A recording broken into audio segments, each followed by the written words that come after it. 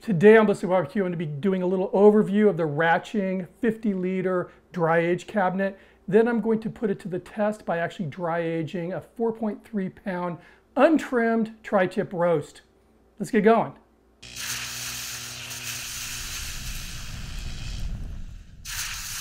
So this is the dry age cabinet. Again, it's 50 liters. And it's weighing in at about 116 pounds. It's constructed from stainless steel. It has double pane tempered insulated glass and also a UV sterilization light on the inside. Let me get a tape measure, I'll give you the dimensions. From top to bottom, we're looking at about 27.5 inches. Width is going to be 18 inches. And the depth, why I needed to go to this side, I don't know, is 20 inches. So you open the door, and you can see it has several racks here that are removable and also mounting brackets for these racks that are adjustable. So you can adjust this for the cut of beef or whatever meat that you're going to be dry aging. In addition to that UV sterilizing light, we have activated charcoal purification right here. As you're facing the cabinet, you'll see that the display is pretty straightforward. On your right, you'll have the temperature, currently 37 degrees Fahrenheit inside the cabinet, and the humidity is currently 79.9% humidity. We can control both of these. Nice thing is you don't need to add water in order to control the humidity. Setting these pretty simple. Your right display is going to be the display for both temperature and humidity when you're setting your desired temperature or percentage. So we'll hit the set button. It's flashing. That's our temperature now, so you can take it up or down. I'm going to keep it at 37 degrees Fahrenheit. Hit it again. Now we're in the humidity. Again, take it up or down. Set. So straightforward stuff. So as I said, I'm going to be dry aging a tri-tip for 30 days. We're going to do that right now. First thing I'm going to do is remove all the racks and everything, because this comes with hanger hooks that I'm going to hang this beautiful piece of meat inside the cabinet for the dry age process. So let me get rid of all these racks, and then I'll show you that beautiful piece of meat that I'm going to dry age. So here's that tri-tip, and as you can see, it's got all of its fat cap on there and very, very little trimming on this side. This is how you want it for dry aging. This unit comes with 3 of these hooks, sharp on one side. I'm just going to go ahead and pop that in.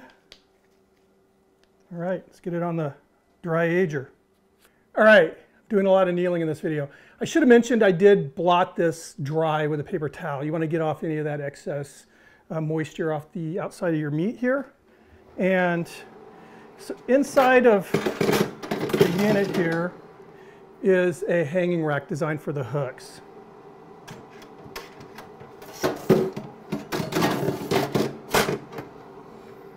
Also, I didn't mention, but we have a light, which is kind of cool. So there we are. We are officially dry aging meat. All right.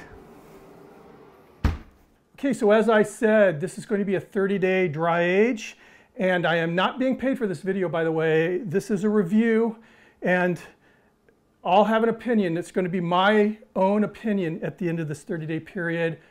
I'll see you then. 30 days later, and this is what we're left with. You can see it has that nice bark, that pellicle, I believe it's called, on the outside, and it has lost a lot of weight. Let's see how much.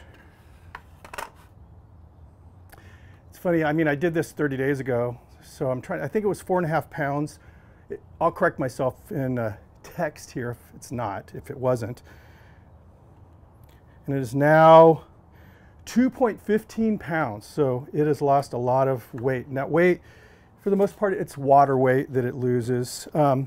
This is one of the reasons why, excuse my voice, by the way, I literally didn't have a voice just a couple days ago, but anyway, this is why dry aged meat is so expensive if you go to a restaurant or buy it at a butcher shop, because they're losing meat, you know, it's because of the shrinkage.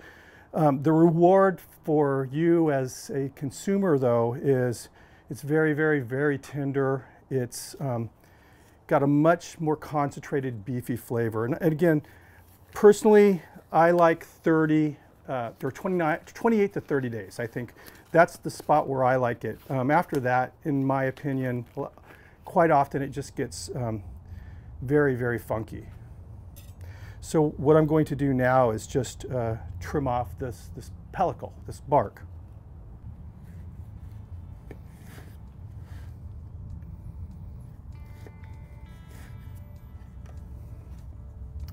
These trimmings you can save if you want. A lot of people use them to make sausage and whatnot. I'll be honest with you, I'm not going to be saving this stuff. Maybe some of the fat I'll save for burgers.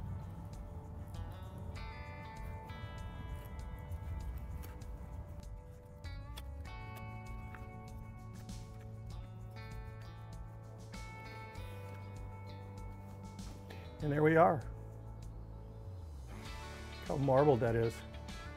It's beautiful, beautiful ruby color. No foul smell at all. A lot of people get a little bit kind of freaked out, uncomfortable with the thought of aging meat like this.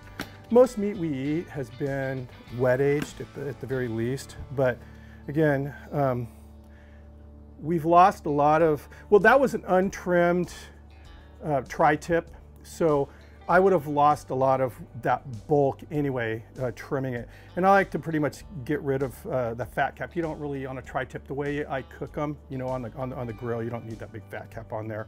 But I've probably doubled the value of this steak, of this tri-tip, at the very least. And I cannot wait to try this. So the next time you see this, this tri-tip, it'll be being grilled up maybe on the Santa Maria. As far as the cooler, it ran my temperature and the humidity stable, so there was no issues with that at all. So far, very, very impressed. I want to do a nice big old ribeye in there. Anyway, thank you for stopping by, and if you're not subscribed, please do so. Make sure you ring the notification bell, thumb up the video if you like it, and I will see you on the next video. Cheers.